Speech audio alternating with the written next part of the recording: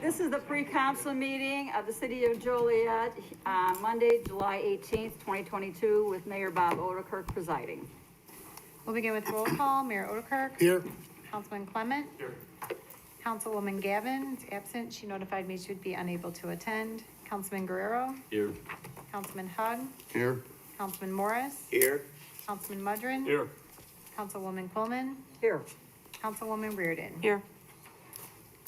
First is citizens to be heard on agenda items. Is there anyone present that would like to speak on an agenda item this evening? Seeing none, we'll have the city manager review tomorrow's agenda items. Thank you, Madam Clerk. First item is the renewal of the proposed property and casualty coverages, which is item 369-22. Also, renewal of the proposed workers' compensation broker, 370-22, and award a contract for the authorization of a comprehensive benefit, 371-22.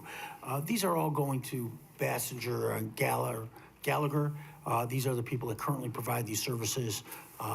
So they, HR went ahead and solicited some bids, and again, these are the lowest priced, and it's excellent in that they provide great service, and it'll be a continuation of the benefits.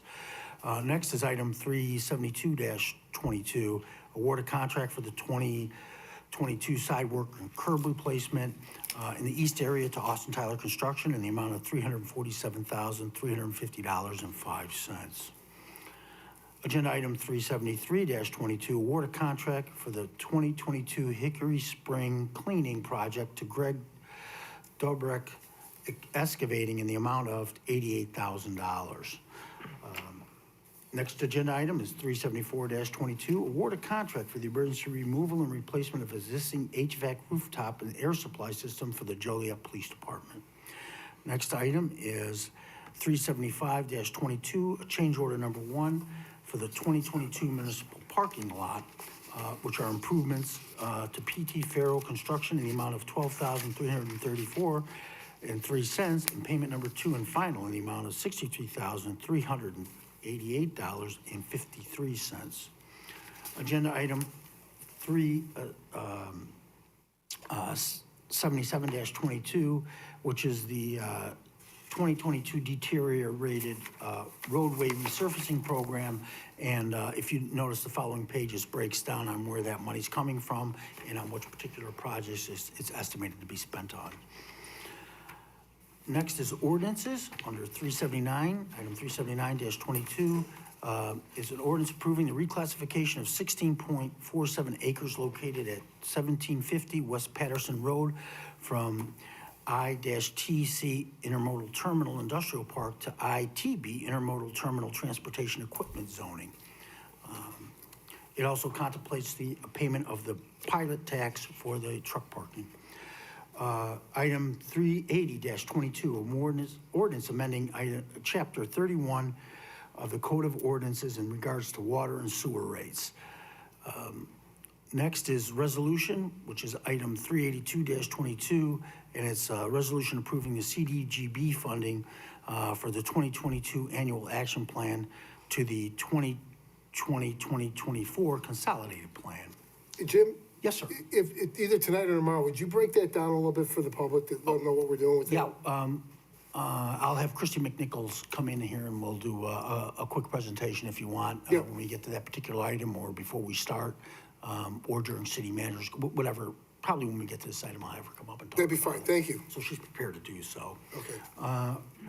Next is the resolution approving a memorandum of understanding between the Heritage Corridor Convention and Visitors Bureaus in the city of Joliet for 2 Route 66 Shield Interactive Monuments. This is item 383-22. This is the same one that we have in front of the museum where people take pictures. So we're going to pick up a couple of more of those. So it provides photographic opportunities for people. And this is especially important with the 100th anniversary of Route 66 coming up. So, you know, it puts us in a good light. Next is the item is 384-22. It's a resolution authorizing the execution of a memorandum of understanding between the Heritage Corridor and Convention Visitors Bureau in the city of Joliet for temporary grant funding. And what this does is we provide the funding to them, and then when they receive their grant money, they reimburse the city. So that contemplates $484,500, and we will receive those funds back from them at the end of the year. So it's zero cost to the city, but we advance the funds so they could do those things as well. With that concludes my remarks, and that's all I have right now. So. Yeah, we just back up to 382 for a moment. Sure, which one is that? It's about the CDBG funds. Yeah. Okay, I know it's the annual action plan, but I remember at the last council meeting, Councilman Guerrero and Councilwoman Reardon were bringing up those, cameras again for the neighborhood over there in the 1000 block of, what's the street name? Can't think of it either. Okay. Street. Cora. Cora Yeah. Street. And, those cameras are very expensive, but I know that they can go on different places, so in this plan, are there any CDBG funds to buy some of those cameras? I don't believe any CDBG funding is committed to buying any of those cameras at that time. I will double check, but I We don't could use- believe that. Otherwise, so. can we use some of the COVID money? I really think we need to But do we- that, I thi- because it wouldn't be just for that. I mean, that would be there for when we needed it, but you can use them in other areas. They're movable in other areas where we're having trouble with Right. shootings. And I believe that we'll be able to address some of your concerns tomorrow. On this, I believe that we are planning to do some things. Okay, I just wanted to make Yeah, sure that the Core Street corridor over there, I understand where your concerns are coming from, and I believe that we have some solutions, so. Well, as the public safety chair, I think that we really need to And it will push this involve, through. yeah, and it will involve cameras. Yeah. So, okay. I was gonna bring it up tomorrow, but I thought, well, as long as we're talking No, this is about the it. working part. I'm glad you're asking questions now, so. Thank you. Yes. This is just a personal interest of mine for item 373 for the Hickory Spring cleaning project. I don't have my iPad with me, so I don't know if it's in the attachments, but is there, could you just give any details on the scope of work of what that will include? I believe it's an annual clean out of the route to prevent it from, it fills up with debris and dirt, so it has to annually be cleaned out. So that's something we do once a year for that particular waterway that keeps it from overflowing and flooding the community, keeps us out in front of it. I know that, we have also a detention pond that we need to clean out as well. That's in awful condition, and it's just nothing but a mosquito pool over there. So that's what this is particularly for. So this is something that's done on a regular basis. And then the length of Hickory Creek, extends even beyond our city limits. So do we know kind of from where to where it'll be? We or would only be specific areas? responsible for the city limit part. After that, the neighboring communities would be responsible for those. But we will be essentially from anything that's within city limits, or Yes, is it going to be anything more where specific? the debris is or located and backed up, they'll do that. If you have an area that needs specific attention, please let us know and we'll make sure that we grab that. So, if you got a particular area in mind, so. Thank you. 37422, I went through it, that's the air conditioning unit. I mean, obviously, I know we need it, I think it has to be replaced from the original, when they built the building over there. I just would like to see, I don't know why this isn't going out to bid. It's a big dollar amount, $613,000, and that was my only question on it. Why- Well, it was an emergency because the police department, I've been over there, it's absolutely sweltering. It's a miserable place to work. The air conditioning's not there. The sun is beating down. I mean, it's awful. And it's especially in the command staff where we actually have, that's the part that's broken over there. It's miserable. It's just absolutely miserable. So they shouldn't have to, it's kind of sealed up to begin with. Over there, so there's not a lot of airflow, and the air that is being circulated is just more hot air. So it is an emergency thing. When it's just an awful condition that the police officers, that the command staff is working under. It's awful. So that's why we put it as an emergency. We didn't anticipate this being broken, especially after we had just replaced one of the other ones on top. So. There's 2 units up there, and we did one last year, and this was unforeseen. Was not, they had taken a look at it and said, no, it should be good to go, and evidently it's not. So It's an unfortunate set of circumstances. All right, thanks. Mayor? Yes, Councilman, we discussed it at length at the committee meeting, just to let you in on it. Actually, I'm not sure, I understand people want to call it an emergency, but it's gonna be 16 to 18 weeks minimum before we can get the equipment. That's the back order on it. You know, I don't need to go down the rabbit holes about why, equipment is so difficult to get. And it's something, I agree with you, I would like to see a quote, that's why it was, or a bid process, it was sent here forward without recommendation from the council. It was not a surprise, in fact, it was described in our agenda items as something that's been ongoing for 26 years. So I don't know why we didn't bid it out back in January, we didn't bid it out last fall. We're past that point now, but just to clarify for you, it's gonna be 16 to 18 weeks no matter what. And so it's not something that's gonna be put in next week, or even in a month. And they bypassed the bidding process and felt comfortable that the agreements they have with the maintenance contract with the current company will guarantee without bid that it will still be competitive. There's your answer. Thank you, Mayor. Well, that's, excuse me, may I? yes. That sounds like it's gonna be after summer anyway, so why wouldn't we just do the bidding process? You know, we're not gonna get it fixed in the summer. You know what I'm saying by that? I mean, if we're not gonna get it fixed for them to use this year, why not just go ahead and do the bidding process and do it that way? Their claim, what they told us was, and help me out here, Tara, if I didn't remember right, the best time or the optimum time to replace it is somewhere between April and June, didn't they say, each year? Yeah, I thought they wanted to order it, have it on order for the price, before the price increase.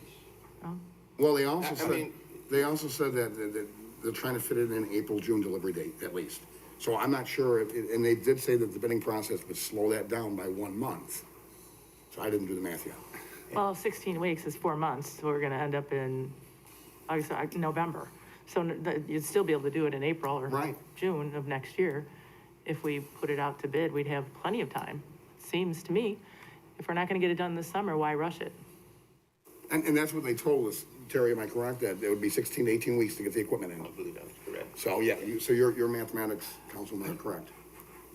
I again believe that Councilman Morris raised the issue of, we're trying to lock in a price now before inflationary pressures and there's a lack of equipment around to begin with, before it escalates. But certainly if the council wishes it to go out to bid, we will do so. Jim, is it, not working at all now? Or are they have That's fine. supplemental air in there? or- I think they, what? It's working now, Can you step up, Brett, to the mic, please? Thanks, Brett. Thanks, Brett. Good evening, Mayor, members of the council. Yeah, so we do have air conditioning now. Anchor Mechanical's been able to help us limp this thing along to get through the summer. But the problem that we have with the timeline, again, is ordering the equipment. The optimum time frame to install the equipment would be between December and April to minimize comfortability issues. So we're close, but the lead time is substantial. And as we know, cost is going up on a lot of things. Anchor has been working with Carrier since January to engineer this project. The reason it wasn't done sooner is that we didn't have money awarded in our capital contract for this, or our capital account for this in years past. It has been problematic for a long time. The council granted $350,000 this year to address that issue. So that's when engineering started on it. But as part of that, as they were going through, they found more things that were a problem. So it's over that $350,000 mark that council awarded for this project. And Brett, you had said that it would be about 16 to 18 weeks, right? Yes, sir. All right, so That's even what if I'm being told. using the councilwoman's math, that would land it in November, even if we went through the 2 to 4 week, you said a maximum of 30 days, within a month, we should be able to get through the bidding process. We would still be in December when we received it. I would hope that we can get it out to bid if that's the direction that the council wishes to take. And, still be within that time frame to get the equipment replaced. But to answer your question, it is working now on a wish and a prayer. So it's in dire need of being changed out. Brett, so if you put it out to bid, we would have those results back and it awarded, within a month, I would assume, right? I would hope that it goes that quickly. Thank you. Sir, thank you. Next would be public comments. Is there anyone that would like to speak under public comments this evening? Seeing none, there is a request for closed session. Is there a motion to go into closed session to discuss personnel, collective bargaining, land acquisition or conveyance pending or threatened litigation, after which the meeting will be adjourned? So move. Second. It's been motioned and seconded to approve. Councilman Clement? Aye. Councilman Guerrero? Aye. Councilman Hug? Aye. Councilman Morris? Aye. Councilman Mudrin? Aye. Councilwoman Quillman? Aye. Councilwoman Reardon? Aye. Motion carried.